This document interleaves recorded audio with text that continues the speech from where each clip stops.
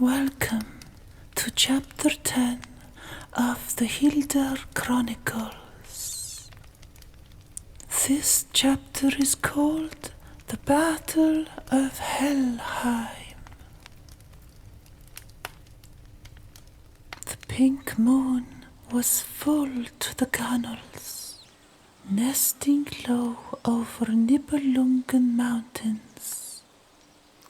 It was so large, the villagers of Helheim said the sun must have laid an ominous egg, a foreboding threat.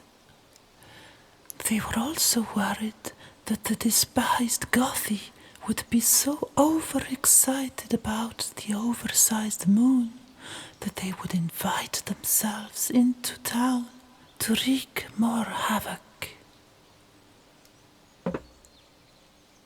After many moons of carving, hammering and sculpting near Elivaga River, Asmund and Hedil had finally completed the burial boat. Bees were giddily bustling through white hawthorn and pink crabapple blossom, and only patches of snow remained over the plains.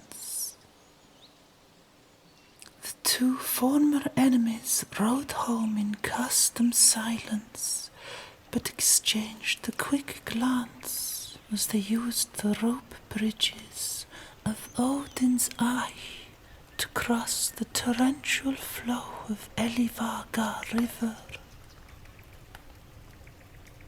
Elinora and Ogni's official burial would take place when Hilda returned, if she ever returned. Until then, Asmund continued to live amongst the Helheimers with Kyoku.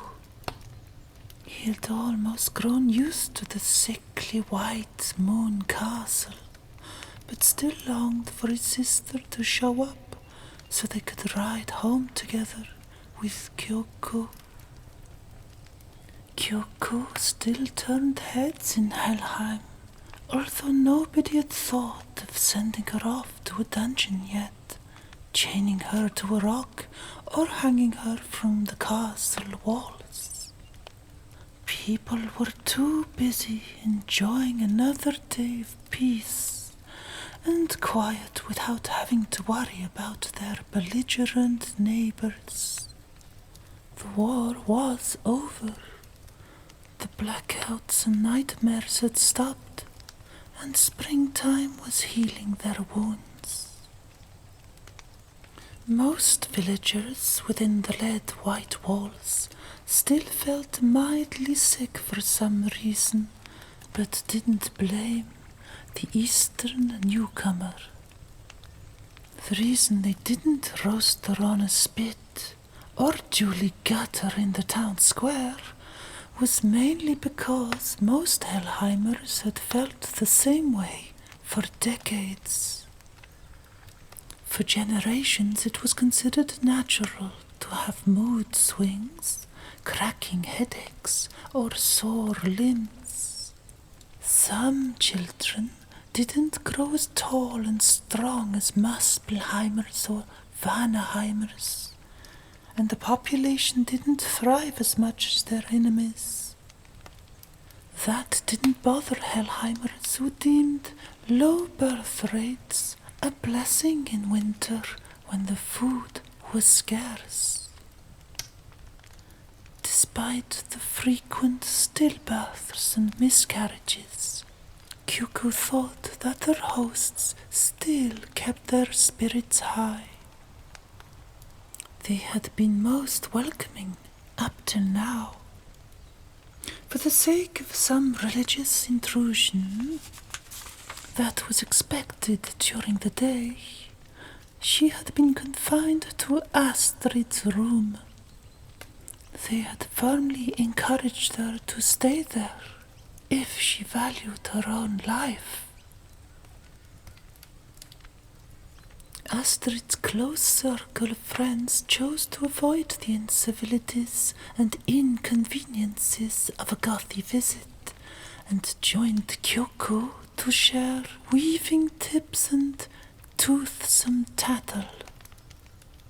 Besides her tailoring talents, the talk of her unusual cooking had arrived to royal ears, and she had been invited to cook for the king and queen a few times. Her savory fish dishes were now expected on a certain day of the week to please the ruler of Helheim Island, or the Isle of Helheim, as King Jarl preferred to call it. A parade of white-robed priests marched through the early night towards the gates of Helheim. They sang a gloomy mantra of money and soul, probably due to fatigue from the long trip down from Moonstone Hills, and surely from the burden of having to cleanse the world wherever they went.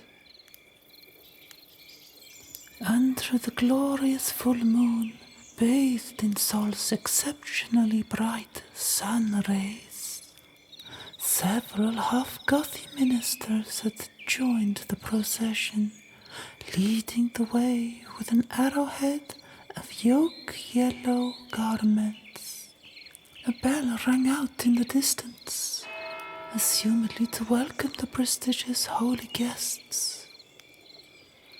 King Radgrid, in his egg yolk disguise, wasn't too concerned and kept up the dismal singing. When they arrived at the gates of Helheim, Radgrid's crew of disguised Gothy priests caught their breath and waited for someone to let them through. Muffled dog barks broke the long silence, and a few cackling hens tiptoed around their feet. Radgrid gripped his sword under his robes. "Be patient," he whispered. "They won't know what hit them. A few last verses to get the gates open, with a bit of spirit this time." They chanted Mani and Sol 9 more times, and after another awkward silence, the gates creaked and slowly grinded upwards. The Muspelheim assassins advanced along a stone-walled corridor towards an archway leading into town. They resumed the mortuary choir and prepared themselves to strike. In a clatter of iron chains and oak wood, a white gate slammed shut before them. The priests ceased their lamentations, but didn't draw their weapons. From above the archway, a woman's voice lashed out. "Dear uninvited guests of Moonstone Hills, this will be your last visit, I'm afraid." King Radgrid felt an icy drop of sweat run down his back. He knew who was speaking to them. Queen Asgard stepped up onto one of the embrasures in the parapet above them, and the full moon painted her grave features pale blue. "Our hospitality has its limits, and our faith will not be taken hostage by leeches and slimy con artists. Farewell, and may your melting snowball mugs never return." Asgard didn't hear the desperate "wait" from King Radgrid and signaled her men to raise the crucibles. An orange glow appeared over the surrounding walls, and crimson-faced guards poured molten lead and iron over the edges onto the appalled Muspelheimers. A flood of arrows bit into the procession, and a spear cracked through the neck of a half-gothy priest in front of King Radgrid. How could they know? The baffled king ordered his men to retreat. His out-concealed archers fought back, picking out sentinels on the parapets. But the screams of terror and the melting flesh and bones impaired their accuracy. With a blast of horns and clashing shields, Helheim's cavalry came out of hiding beyond the castle walls. They crossed the moonlit meadows and plowed through the main entrance. Every last Gothi trying to run away was put to death, and King Jarl took great pleasure in crushing the skulls of burning or butchered Gothi ministers. He was still unaware that one of the lunar faces, bespeckled in blood and molten lead, was the defeated King Radgrid. Queen Asgard strutted along the passageway to admire the result of her planned ambush on the foul Gothi priests. She was sickened to see how the blue rays of the moon embellished their slaughtered bodies, and to the extent that some of the crushed priests appeared to be blessed with moonlit beatitude. She stepped over one of the honey-robed men and spat on his face, only to feel a jolt of horror when she recognized him. Radgrid, how could this be? What are you doing here? What is it, dear? Asked King Jarl, wiping his hammer on the white cloth of a headless victim. You don't seem pleased. Jarl brought his death hammer crashing down on another head and looked for another to finish off. Queen Asgard held back her tears and kissed 2 fingers that she placed on the lips of the Muspelheimer leader, that she intimately knew more than she should have. It's nothing, Jarl. Just glad to be rid of them. And so you should be. This was your wonderful idea. We should have done this years ago.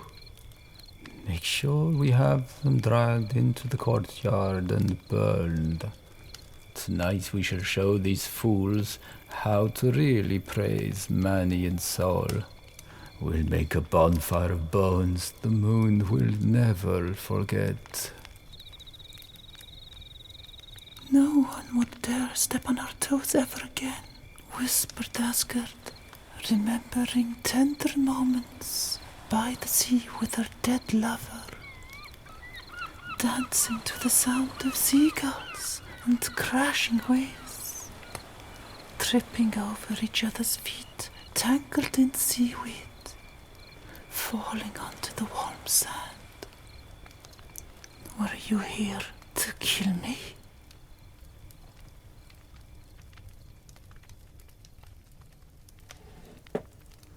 During the night, a sinister mist crept into Helheim. Moist sheets of lace gradually soaked the rejoiceful villagers in a sudden deformed reality. The strange fog masked the enormous Gothi bonfire, raging in the courtyard, giving it a lugubrious shape. A glowing monster lashing out with tongues within tongues at the stars above. Before the mist arrived, Astrid forced Kyoko to dance with her around the sizzling gothy priests. Kyoko was shocked at first by the morbid pile of scorched skeletons. Then she glided through alternate currents of warm moonlit smoke and the soothing sea breeze. She felt slightly giddy. They wouldn't admit it, but both of them felt a wicked pleasure dancing together around the roasting human meat. They laughed and spun in circles, intoxicated by Astrid's beverages and the exciting blend of smells and music. Asmund was leaning against the wall and watched them make a fool of themselves. When he saw how light-hearted Kyoko was in Astrid's arms, his blood began to boil. Smoke stung his eyes as he walked towards the two maidens, singing to the tunes that a group of drunken musicians were improvising. A veil of mist suddenly hid the girls' intoxicated smiles, and Asmund had trouble following them. The surreptitious fog was now thick as soup, and it was impossible to tell who was who. Asmund spotted the dancing couple and lost his mind when he saw them kissing.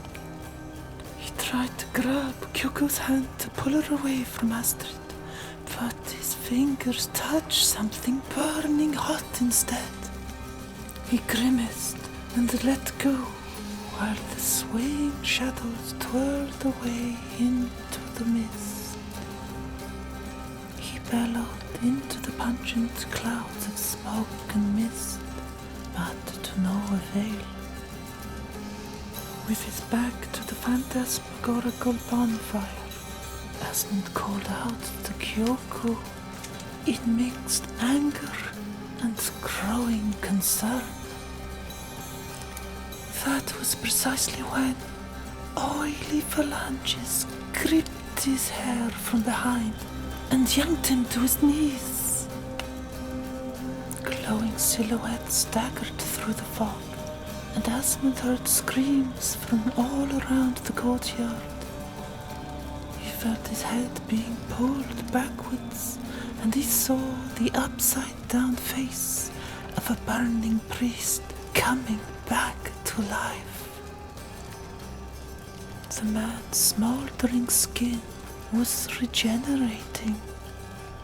His liquid eyes and brain trickled back into a shattered skull, gluing itself back together. When Asmund found the courage to break free, the undead priest dug his teeth into the young man's throat and spat out a morsel of his windpipe. Queen Asgard was sitting with Njal at a long table facing the courtyard. You know how much I despise those gothy goons, but don't you think that celebrating has perhaps gotten out of control, my husband? I don't know, my queen. I can't see a thing through that soup, replied King Njal, finishing another aurochs horn in a veil. Asgard got up to see what the ruction was all about. She wandered into the mist with her left hand, ready to draw her Skofnum dagger. just in case. Something was off. She could feel it. The random screaming grew louder, and she suddenly noticed strange glimmering shadows lumbering out of the flames. In the midst of all the commotion, Asgard set eyes on a man walking up to her. The mist was thinning out. She could swear the person's mangled head was twisting into shape as he drew near. Everything around her fell quiet. Asgard ignored the resurrected priests, ripping her people apart like cannibals. She didn't hear Astrid crying for help as she was being tossed into the bonfire.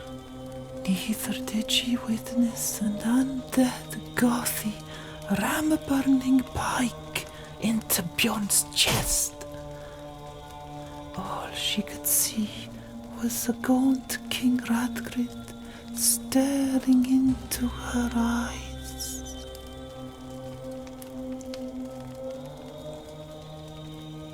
I got your falcon, milady. Didn't get the one about how I was going to die. Radgrid, you fool! How was I to know? You, of all people, would dress up as a moonstone creep and try to slit our necks in our sleep. Too late for regrets, I'm afraid, said King Radgrid, giving Asgard a deep kiss. Asgard melted in Radgrid's sweltering arms. Her lost lover felt like he'd been forged out of molten rock, and she couldn't find the strength to push him away. He tasted of soot, molten bones and blood, but suddenly nothing seemed to matter anymore, until she felt a bolt of lightning pierce her liver. A wave of mist slipped away and revealed the two lovers in each other's arms. King Jarl couldn't believe his eyes and almost fell off his chair. By the time he found his hammer, Asgard was already dead, sprawled over the floor in her own blood. King Jarl's eyes blazed with ire, and he threw his death hammer at Radgrid, who grabbed it in midair with one hand. King Radgrid's clothes and weapons were now restored, and his fiery belt had blessed him with a sense of unstoppable power. He used the hammer to flog a few Helheim guards trying to apprehend him, and sent it crashing into the white dragon statue behind King Jarl. One of the heavy dragon heads fell and smashed the oak table below. The two kings yelled to the heavens and threw themselves at each other, all fists and fury. With her back to the town well, Kyoka was fighting off two enraged Muspelheimers, tearing at her clothes while trying to push her over the edge. Hedil heard her cries and pulled his blade out of the priest's belly. He watched in horror as the fuming corpse's skin and hair grew back. The wound he had just inflicted on his enemy instantly healed, and the priest clawed Hedil's legs like a frenzied ferret. Without wasting time, Hedil swung his sword and lopped the man's head off. When he ran towards the well, the The savage attackers were leaning over the stone wall, trying to grab Kyoko's legs, tumbling out of sight. The two Muspelheimers were nothing but a pile of meat when Hedil had finished with them. He breathed out deeply with a hoarse growl and stretched his grey arms, admiring his long scarlet claws shimmering in the moonlight.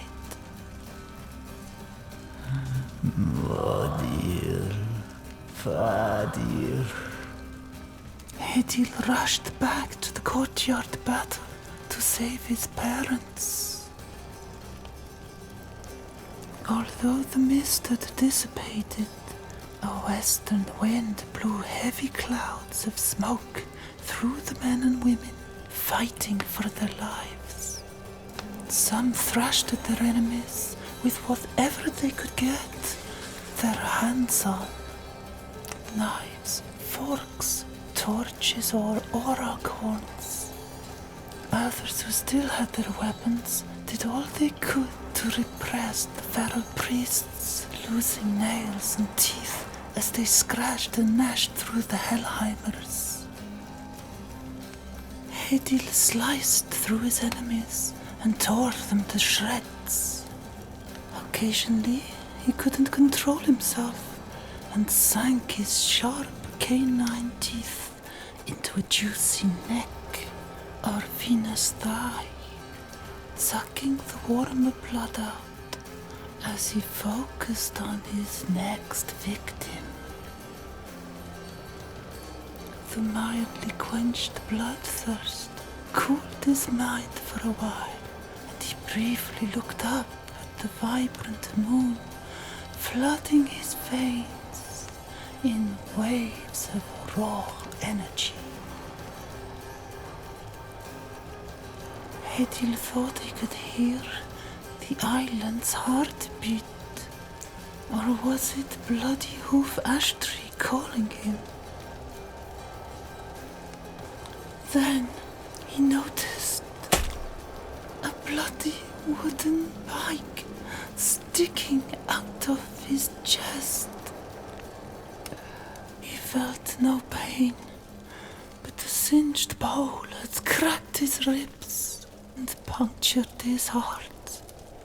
Blood poured out of Hedil's jaws.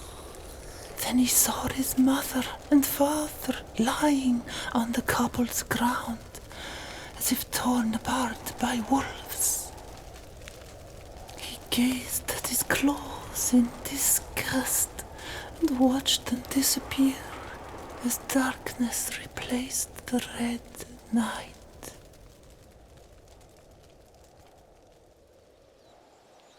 In the heart of Nebelwood, a score of baleful drogs were gathered around a river. He paced the mossy floor in the gaping mouth of Bloody Hoof Caves.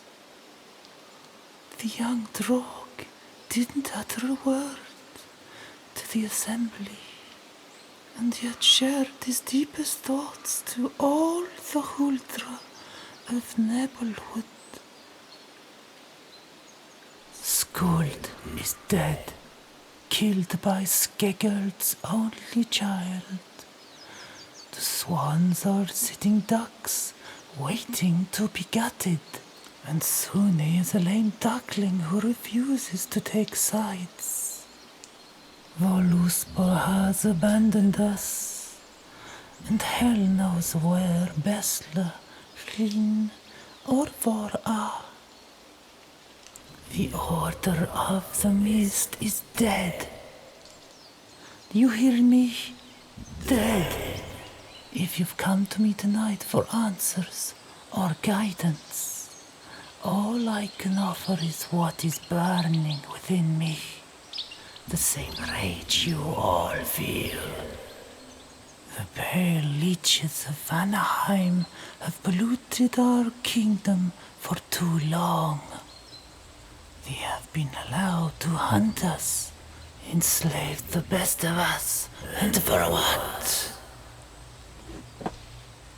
Refer strode through the drogs, and the calm breeze rustled the spring leaves above.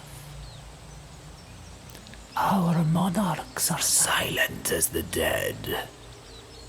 You all know what Kara went through, how one of our kind, like many more before her, was stripped of all dignity and tortured for information about us.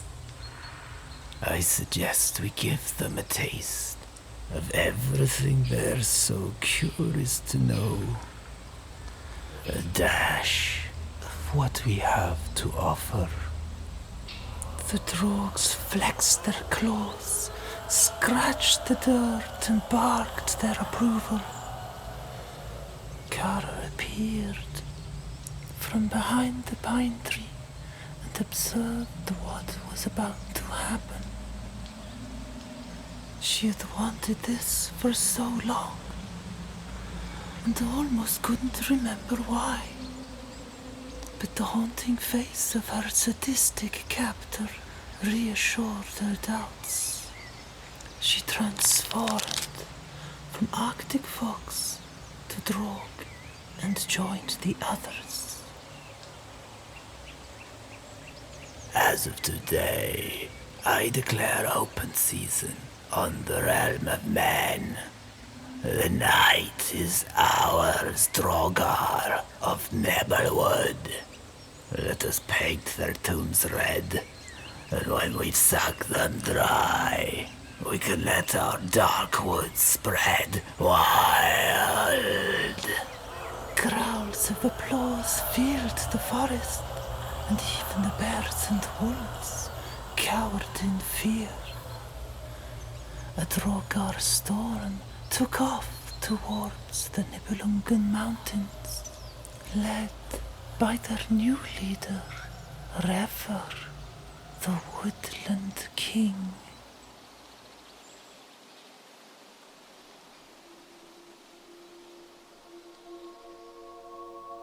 Hilda had drowned so much, it was almost second nature.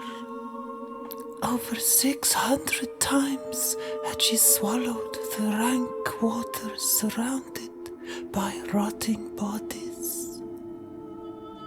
Dropping into the soggy mush felt like being reborn, given another chance to prove oneself worthy of hell. Or was she simply not good enough, even for the underworld, and sentenced to be spat out into hell's piss pot until she became one of the slimy others? Perhaps she was already one of them, but didn't know it yet. How long would it take her to turn into a sticky corpse? Hilda didn't seem to care. Her deaths and rebirths had become as banal as breathing. She focused on the subsonic wailing and endeavored to make sense of the music between each fatal breath. Her life flickered on and off like accelerated moon cycles, and she slowly grew aware of a word crystallizing in her brain. The wailing was now a faint groaning. The drowning and plunging into fields of flesh had become nothing but distant echoes. Hilda heard the moaning mutate and break up into segmented, higher-pitched sounds, almost repeated spoken words, or weak heartbeats pounding from above. Pull the plug. time froze, and Hilda floated underwater, holding her breath. Pull the plug. Hilda lethargically stared at the bottom of the lake and frowned at something she had never seen before. Black seaweed or a skeletal hand. Pull the plug. After drowning once more, Hilda dived into the lake and swam to the bottom. She grabbed hold of the slimy black chain attached to a circular plug and pulled with all her might. It didn't budge.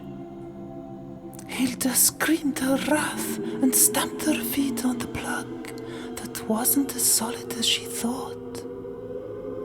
Her foot sank into the rubbery surface and the plug gave way. The weight of the entire lake hammered her body as she was flushed down the hole. And she didn't fall back onto the festering shores.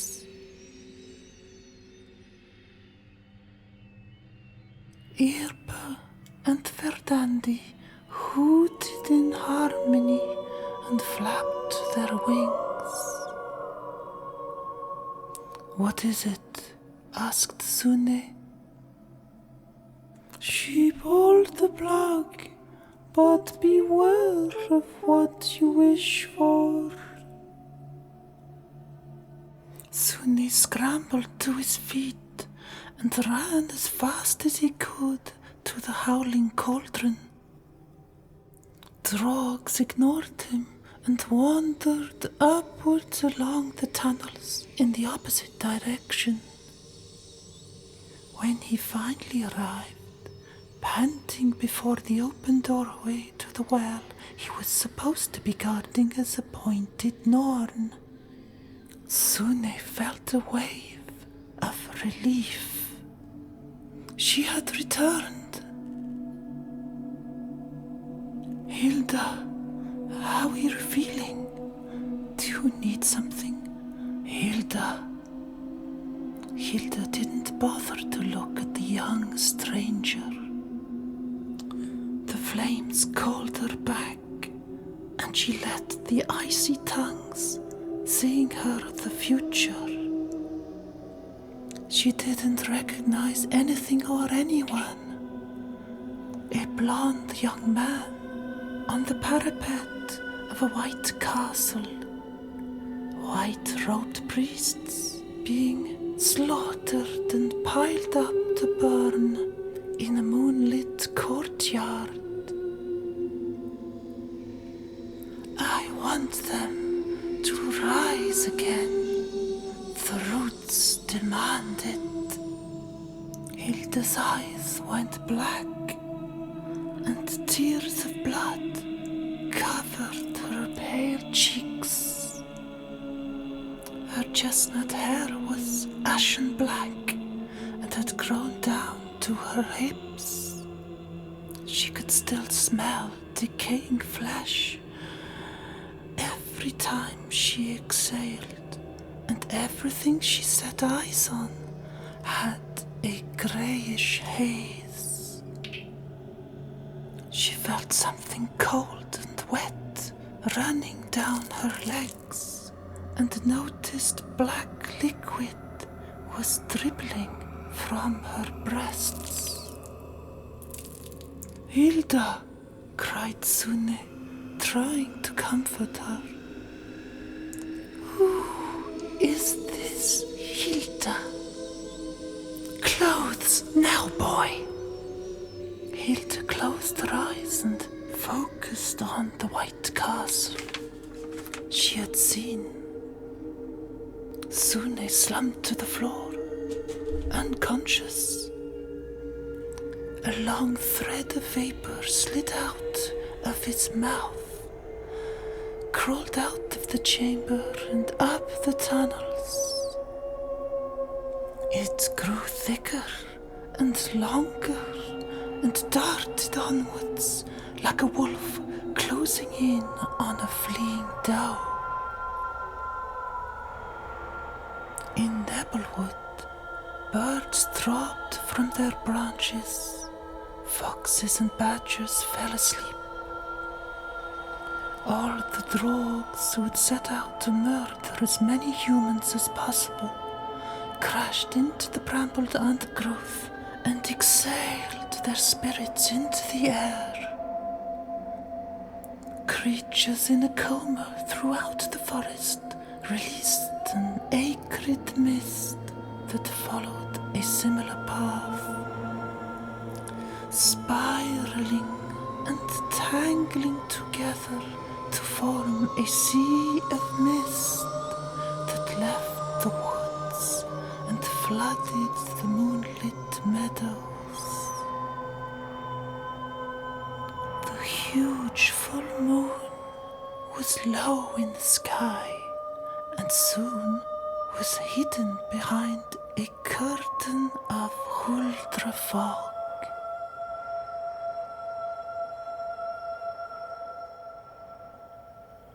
Long teeth of shadows stretched over the moon castle's misty courtyard and slowly shriveled as the sun rose over the eastern parapets. Hedil was the first to wake up. The pike that someone had used to kill him was on the cobbled floor, and his broken ribs and bare chest were healed. But death was all around him. Slain priests, dismembered friends, and butchered kin were littered over the courtyard, and his parents were sliced to bits. Hedil stared at his short nails and remembered every bloody moment before dying. How he had torn through anything alive, how he drank people's blood. He must have killed his own parents. Only he could have done it with his vicious teeth and deadly claws. The Prince of Helheim picked up his mother's blade and shed a tear that fell into a crack between stained cobblestones. He ran to his quarters to dress and then fled the castle in shame. A flock of jackdaws flew down into the courtyard and began to peck at the corpses bathed in a shallow pool of mist. Asgard's left eye gleamed in the rising sun with deceiving liveliness. Then the eyeball suddenly flicked towards the scavenger, tearing her other eye apart. The jackdaws caught in fright and fluttered off as severed limbs twitched and bones cracked, slithering back to where they should be. From the bottom of a deep well, Kyoko's neck and broken bones snapped back into place. She gasped for air as the mist brought her back to life. Kyoko screamed for help, thrashing about in the dark waters, but nobody came to save her. King Jarl opened his eyes and roared as if in the midst of battle.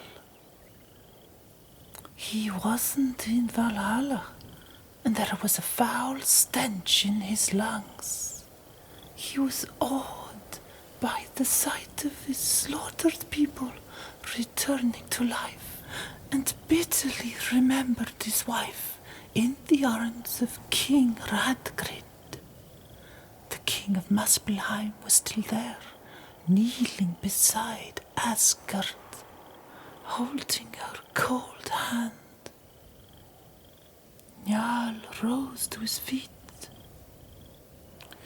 but felt the giant's heavy, invisible hand smothering his head. He lumbered over to Radgrid and strangled the grieving man from behind. Despite Radgrid's rib-breaking elbows to the chest and enhanced strength due to the fiery belt, King Jarl would not let go. His memories of betrayal were as fresh as his renewed skin, and Njal irefully throttled the life back out of the Muspelheim leader. The mist filled Asgard's lungs, and her heart began to beat. She glared at her husband with his hands ringed around Radgrid's neck and let out a weak cry of protest. King Jarl lost his mind. He tore off Radgrid's belt and wrung her neck with it. Asmund was all in one piece again, but so were the fake gothy priests who impeded his movement towards the Queen of Helheim. It didn't take him long to slay the vile attackers, and when he saw Asgard being choked by Njal, he swung his blade without hesitation and removed the Helheim king's head. It rolled onto Asgard's lap, while the queen's eyes gazed blindly into the sun. The Muspelheim soldiers saw that their king was dead and fled the castle. The Helheim king's men ran after them and continued the fight in the flowery meadows leading up to Moonstone Hills. During the lethargic battle, neither side realized that they were both being picked off by another foe. After the first flood of mist had rolled back into Nebelwood, the Drogs, led by Refr, scarpered as far away as they could from Hilda's control. On the outskirts of Helheim, at sunrise, the Drogs were thrilled to be served a shoal of humans on a silver platter. None of the Northmen knew what hit them when the Drogs singled out their victims and ripped out their guts. A few dawdling archers and horsemen from Helheim saw what was happening and sent swarms of fiery arrows flying into the pack of demons. The terrified warriors of Helheim and Muspelheim forgot their fatal feud and dented pride and didn't exactly join forces, but fought off the deadly Drogs together.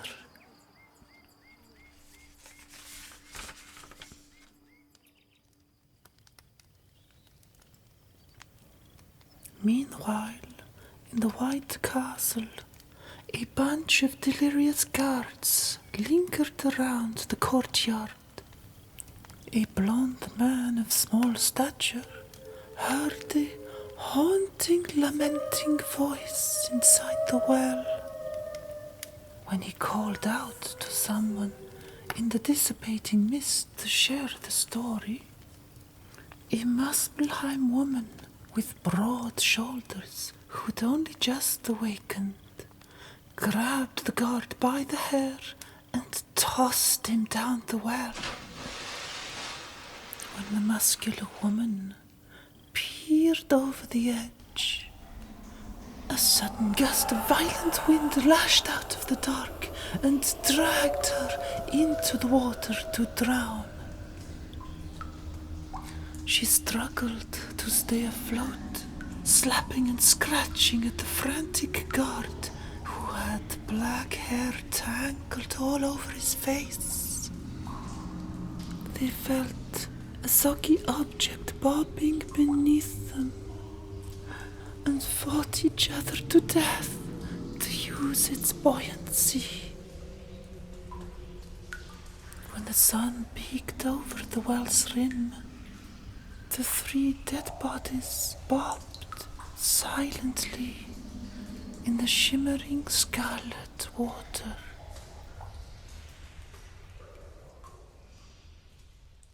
"Enough, Hilda!" shouted Sune, pulling the young woman away from the howling cauldron. Hilda, she was a conflicted individual, wasn't she? And you are an annoying, frightened calf. You don't get to tell me what to do.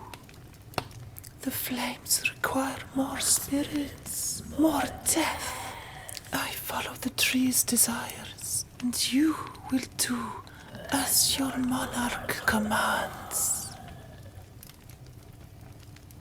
Hilda wore a raven-feathered long dress that swept the floor when she moved. She stared into the blue flame's future and bled more from her eyes and the breasts. The exhausted Huldras and weak animals of Nebelwood drifted to sleep and shed their reviving mist out again towards Helheim. The nebulous misty claws stroked the raven graves beside Elivaga River, and 3 decomposed bodies crawled out from under rocks and soil. Skuld's human form toppled over the edge of the ship burial ground and broke her neck on the dragar below. Ogni's living corpse staggered over her and scraped at the muddy walls of his grave. Eleonora tasted the rotting flesh of Skuld, squirming with maggots, and delicately ate her lips. A western wind blew part of the mist to Vanaheim's shores and revived the devoured, drowned corpses of Gunnar and Toke. The latter was still chained to a rock and was about to drown again as the seawater touched his barnacle tongue. Gunnar scrambled to shore and pulled a crab out of his throat. Vanaheim was cold and grey. There was a warmth in the west that pulled his strings and urged him to walk away. Fat green flies fidgeted around his open wounds and apparent bones, seeking adequate areas to lay their eggs.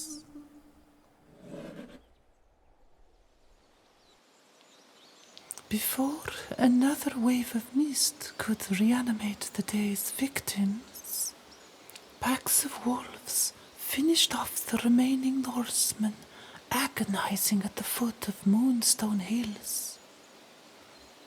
Hilda did as she pleased and pushed the limits of her growing influence over the Huldra. The retreating drogs dropped into green grass fields, releasing their spirits like snuffed out candles. The Muspelheimers and Helheimers rose from the dead and fled the wolves and hellish woodland beasts to run north. Helheim's resuscitated troops within the White Walls followed the army, supposedly chasing the Muspelheimers into the hills. They slayed some of the wolves and marched over Moonstone Hills towards the Golden Eyrie. No Gothi priests were there to ambush them.